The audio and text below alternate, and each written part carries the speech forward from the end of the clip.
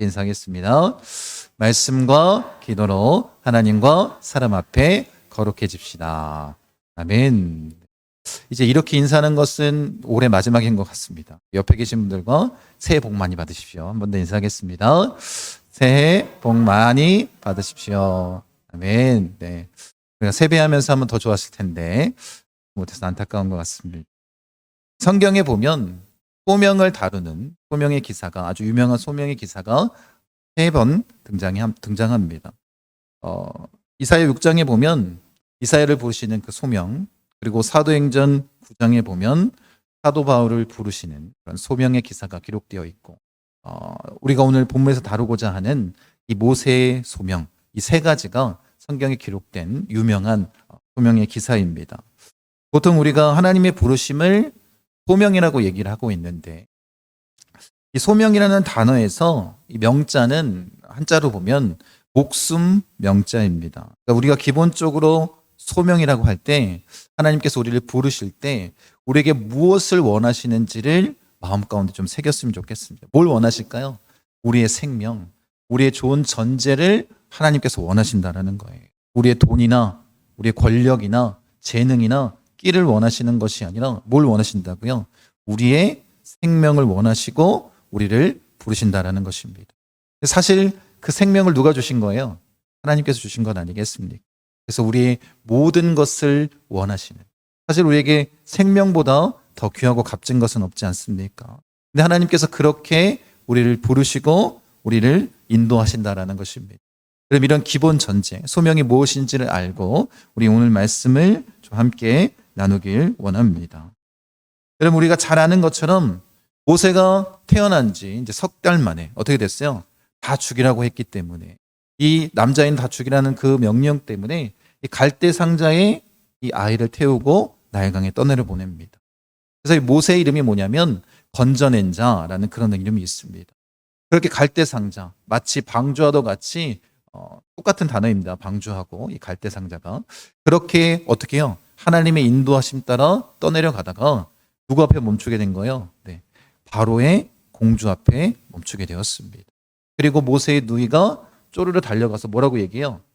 유모를 구해주겠습니다. 그래서 이 바로의 공주가 모세를 왕자로 삼았을 뿐만 아니라 사실은 정체성이 흔들릴 수 있는 사건 아니겠습니까? 그런데 어떻게 해요? 진짜 어머니이지만 마치 유모로서 어떻게 해요? 이 모세를 이 히브리인으로서 하나님의 백성의 정체성을 가지고 자라가게 하셨습니다. 그러니까 어때요? 나중에 성장했을 때에 히브리인들을 괴롭히는 애굽 사람을 어떻게 해요? 쳐서 죽이는 사건이 벌어집니다. 그리고 다음날 가보니까 이제 히브리 사람들이 또 서로 싸우고 있는 거예요. 그래서 그들을 중재하고 말리자 그들이 뭐라고 얘기해요? 애굽 사람을 쳐 죽인 것처럼 우리도 죽이려 하느냐? 우리가 언제 너희를 우리의 재판관으로 세웠느냐? 이렇게 이야기합니다. 사실 이 일들 때문에 자기가 애굽 사람을 죽인 것이 들키지 않았을 것 같은 생각을 품었는지 모르겠습니다. 그런데 모든 사람들이 다 알고 있는 사건 아니겠습니까? 두려움이 생겼습니다.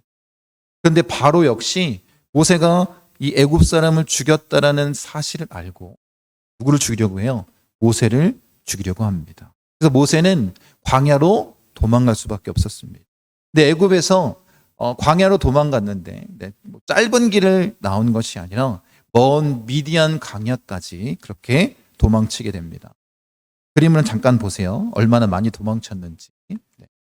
저렇게 멀리 도망간 거예요. 목숨을 부지하기 위해서 그렇게 미디안 광야까지 도망가게 됩니다. 그리고 미디안 광야에서 미디안의 제사장 이드로의 양을 치는 딸들을 도와줍니다. 그리고 어떻게 해요? 미디안의 제사장이었던 이드로가 그 이야기를 듣고 모세를 자기 집으로 초청합니다. 그러면서 자기의 딸 시보라와 결혼하게 하고 자기의 양을 치는 일을 감당하게 합니다. 그러면 성경은 양을 치는 일이 하찮다라고 말하지는 않습니다. 그런데 한번 잘 생각해 보십시오. 모세는 어떤 삶을 살았습니까? 40년 동안 애굽에서 왕자 교육을 받았던 사람이었습니다. 그럼 지금 하는 이 양을 치는 일과는 이 모세가 했던 40년 동안 살아왔던 삶은 전혀 다른 삶이었다라는. 여러분 한번 잘 생각해 보십시오. 40년간 모세의 삶은 아마 최선을 다한 삶이었을 것입니다. 그런데 이제 어떻게 된 거예요? 그 모든 삶이 부정받은 것과 똑같은 거예요. 40년 동안 그렇게 열심히 살아왔는데 지금 내가 살아왔던 그 40년의 인생은 아무것도 아닌 그런 것이 된 건 아니겠습니까? 누구나 다 이런 일을 경험할 수 있습니다. 우리도 인생을 살다 보면 굉장히 열심히 살았지만 내가 어떻게 해요? 그 모든 것들을 잃어버리는 순간이 다가오는 건 아니겠습니까? 광야에서 40년 동안 이제 생활하면서 이전에 살았던 그 모습과는 전혀 다른 모습으로 살아가면서 자신의 삶, 자신의 처지를 더 깊이 있게 생각해 보았던 것 같습니다. 여러분 그가 애굽에 있을 때는 어떤 사람이었어요? 무엇이든지 할 수 있었고 무엇이든지 될 수 있었던 사람이었습니다. 꿈꾸는 대로 이룰 수 있는 사람이었습니다. 그런 인생처럼 사람들이 아마 부러워하고 바라봤을지 모르겠습니다. 그런데 이제 양을 치는 인생은 어떻습니까?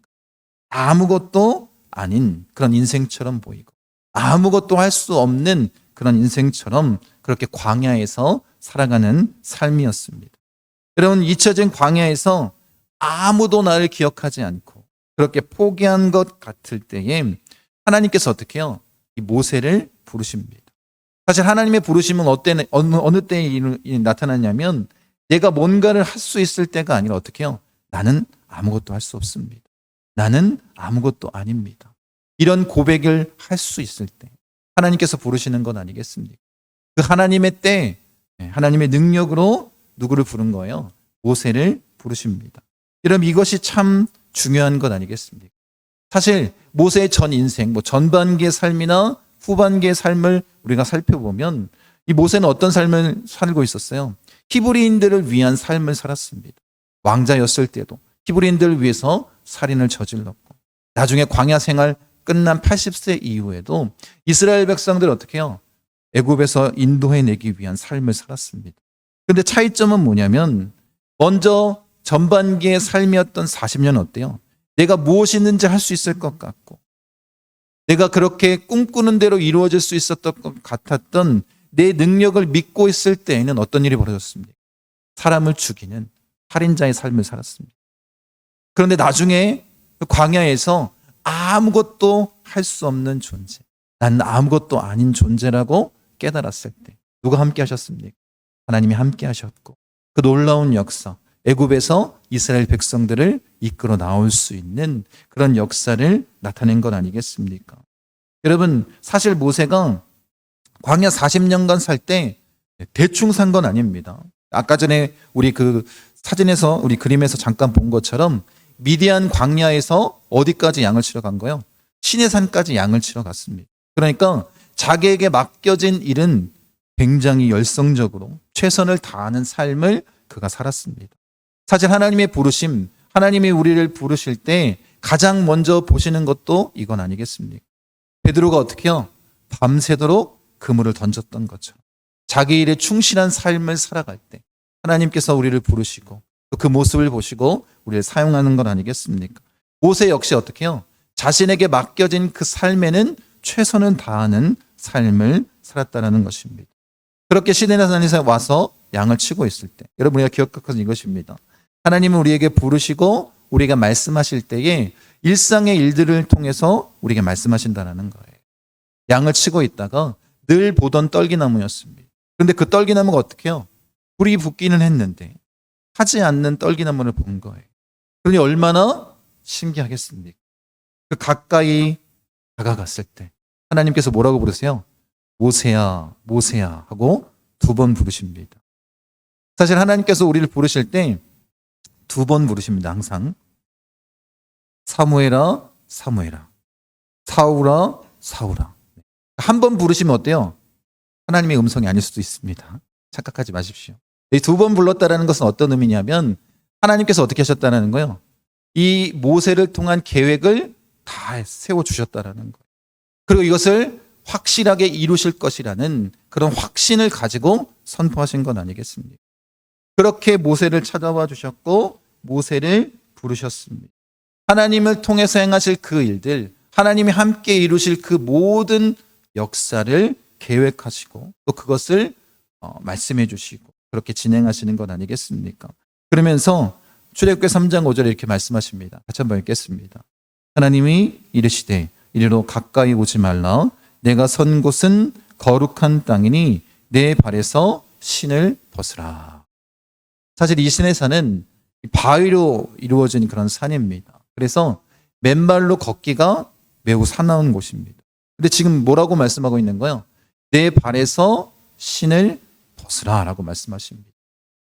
맨발로 걸을 수 없는 그곳에서 맨발로 걷게 하신다는 것은 무슨 의미일까요? 이제 네 힘으로 살아왔던 그 돌짝밭길의 길은 벗어 던지고 내가 너와 함께 갈 그 인생길, 그것을 내가 이끌어 가겠다라는 것 아니겠습니까? 여러분, 성경에 보면 잘 알 수 있을 것입니다.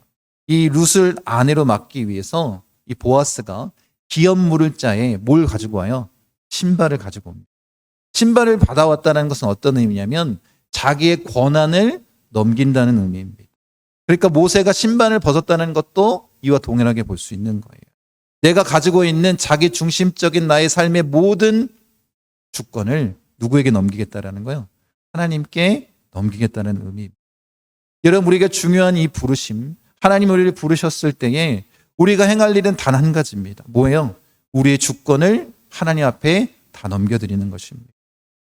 내 마음대로 살던 그 모습, 내 뜻대로 살던 나 중심의 삶이 아니라 오직 하나님께 나의 모든 것을 맡기는 건 아니겠습니까? 하나님이 원하시는 게 뭐예요? 바로 이것입니다. 우리가 서두에 소명에 대해서 나눴는데 하나님이 원하시는 게 뭐라고요? 목숨 아니겠습니까? 우리의 생명 아니겠습니까? 여러분, 우리가 정말로 하나님께 원하는 것을 드릴 수 있는 자가 되길 원합니다. 여러분, 우리에게 원하시는 것이 우리의 생명이라고 말씀드렸는데 우리가 원하는 것을 하나님께 드려야 하나님이 기뻐하시는 건 아니겠습니까? 그런데 신앙생활을 열심히 했는데 정말 하나님을 위해서 열심히 헌신했는데 여러분 잘 생각해 보십시오. 자기의 희생에 대한 이야기, 나의 헌신에 대한 이야기, 내가 하나님 앞에 헌금도 많이 하고 봉사도 많이 하고 이것저것 많이 했다라는 이야기를 자랑할 수 있을지 모르겠지만 결국 그 모습들이 하나님께서 기뻐하시는 것이 아니라면 우리가 하는 그 신앙의 모습들은 아무것도 아닌 것이 되는 것 아니겠습니까? 여러분, 내가 뭘 드리고 싶다가 중요한 게 아니라 뭐가 중요한 거예요? 하나님이 무엇을 원하시느냐가 중요한 건 아니겠습니까? 근데 우리는 항상 누구 기준으로 살아가요? 우리의 기준으로 살아갑니다. 내가 원하는 것을 드리고 내가 좋아하는 것을 하나님께 헌신하고 그리고 하나님께서 기뻐 받으셨다라고 착각할 수 있다는 거예요. 내가 원하는 것을 드리는 그런 신앙의 모습은 마치 뭐와 같냐면 취미 생활하는 것과 똑같습니다. 여러분, 하나님이 우리에게 원하시는 것은 우리의 취미 생활 아닙니다. 내가 원하는 것, 내가 좋아하는 것이 아닙니다. 돈도 아니고 명예도 아니고 우리의 재능도 스펙도 아닙니다. 하나님이 원하시는 건 뭐라고요? 우리의 생명 아니겠습니까? 하나님이 기뻐하시는 것이 무엇인지를 알고 그렇게 주 앞에 서는 자가 되기를 원합니다. 사실 이 하나님의 부르심, 이 길은 결코 쉬운 길이 아닙니다. 예수님도 제자들에게 뭐라고 말씀하세요? 자기 십자가를 지고 나를 따르라고 말씀하십니다. 여러분, 그 신을 벗고 그 돌짝밭길 오직 주님만을 의지하고 걸어가야 되는 것 아니겠습니까? 그런 인생, 그런 부르심으로 우리가 온전히 주 말씀에, 하나님 말씀에 순종하며 나아가는 자가 되길 원합니다. 여러분, 하나님은 이미 다 준비해 놓으셨고 이미 다 계획하셨고 또 하나님께서도 뭐라고 말씀하세요? 늘 함께 하시겠다라고 말씀하십니다. 그런데 우리가 그 하나님의 부르심을 듣게 된다면 모세도 마찬가지 아니겠습니까? 이제 네가 애굽으로 가서 이스라엘 백성들을 어떻게 해요? 하나님이 원하시는 곳에 와서 예배하게, 바로 이 자리, 그 신의 산에서 하나님께 예배하게 할 것이다라는 그 이야기를 듣게 됐을 때 그가 뭐라고 얘기했냐면 11절 말씀입니다. 같이 한번 읽겠습니다. 모세가 하나님께 아뢰되 내가 누구이기에 바로에게 가며 이스라엘 자손을 애굽에서 인도하여 내리까? 내가 누구기에 바로에게 갑니까? 이렇게 말하고 있습니다.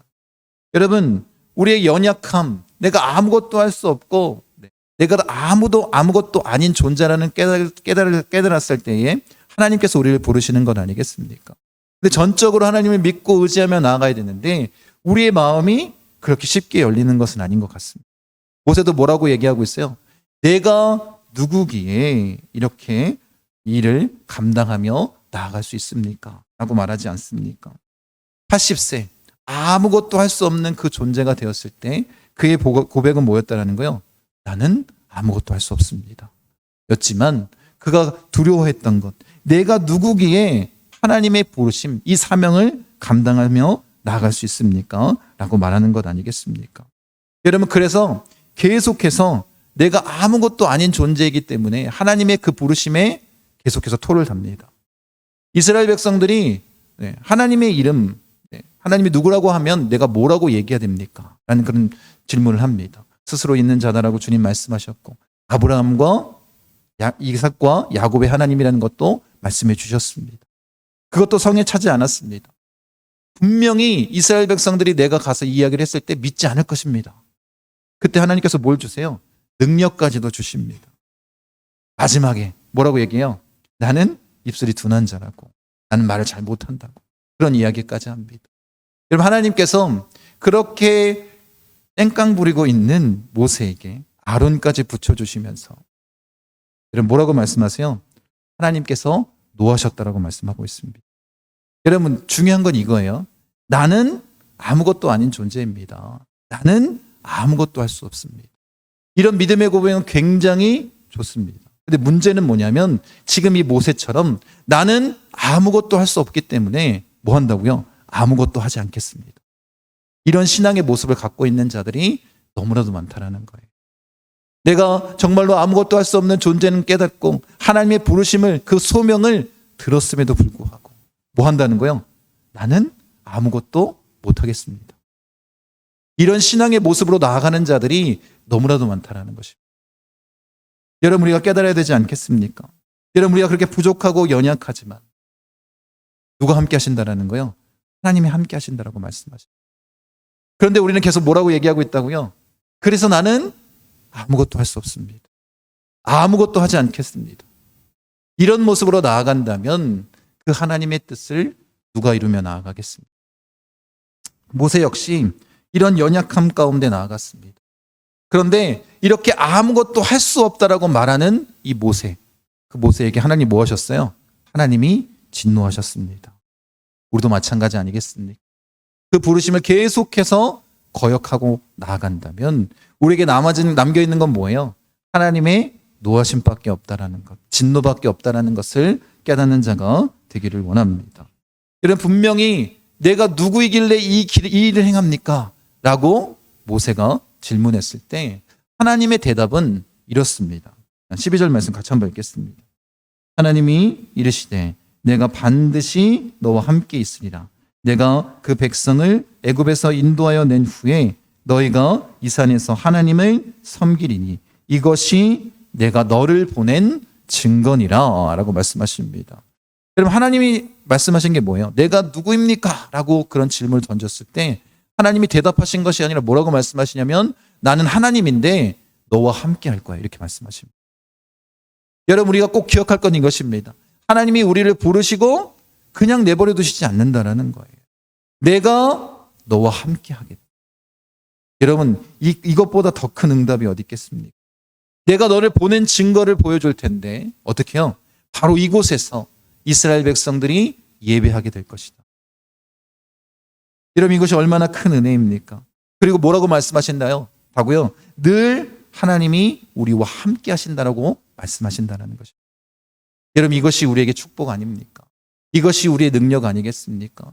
이것이 바로 거룩한 삶 아니겠습니까? 우리가 말씀과 기도로 하나님과 사람 앞에 거룩해지기 원하는 가장 큰 이유, 그게 뭐라는 거예요? 하나님과 가까이 서는 것, 하나님과 동행하는 것 아니겠습니까? 여러분, 하나님이 그 떨기나무 가운데 불로써 나타났습니다. 중요한 건 뭐냐면 이거예요. 우리가 그 하나님을 만나고 어떻게 될까요? 그 불을 나누어 가지고 오는 사람이 돼야 된다라는 거예요. 여러분, 교회에 우리가 오는 이유가 뭐예요? 뭘 나눠 갖기 위해서 오는 거예요? 우리가 무엇을 위해서 예배합니까? 그 하나님의 불을 나눠 갖기 위해서 온 것 아니겠습니까? 그 불을 간직하는 자로서 살아가기 위해서 오는 것 아니겠습니까? 그런데 교회에 와서 이 세상적인 것을 바라보고 세상적인 것을 얻기 원하고 하나님의 방식이 아닌 다른 것을 구하며 여러분이 살아간다면 가장 중요한 것을 잊고 사는 건 아니겠습니까? 그 신앙의 모습은 거짓된 것 아니겠습니까? 우리가 가장 사모해야 될 것은 무엇이냐면 그 하나님의 불을 받아오는 것 아니겠습니까? 여러분, 그래서 뭘 보내주신 거예요? 예수님이 성령을 우리에게 보내주신 거예요. 그 성령의 불을 받아 가지고 살아가는 자가 되길 원합니다. 여러분, 성령 세례를 받고 이 베드로와 요한이 늘상 가던 길, 성전으로 올라갑니다. 그 안에 안전뱅이는 항상 있었을 것입니다. 근데 성령의 불을 받으니까 뭐가 보이기 시작한 거예요?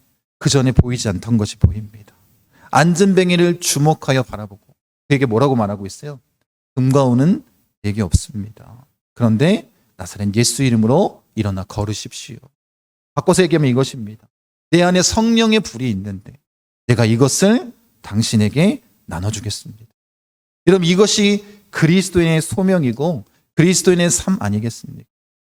여러분이 신앙생활하면서 하나님 앞에 예배하면서 이 성령의 불을 나눠줄 수 있는 삶을 살아야 되지 않겠습니까?